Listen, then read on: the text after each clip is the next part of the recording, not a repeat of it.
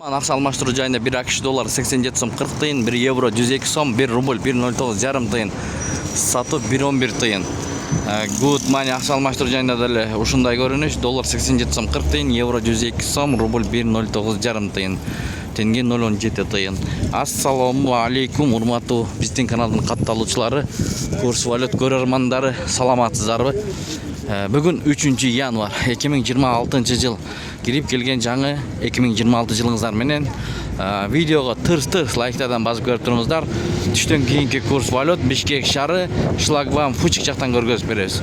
Оң тарапта подписаться деген кнопкасы бар, ошону басып катталып кетсеңиздер биз киргизип аткан видеолорду биринчилерден көрүп турасыздар. Туугандар, шумкар акча алмаштыруу жайын көрөлү.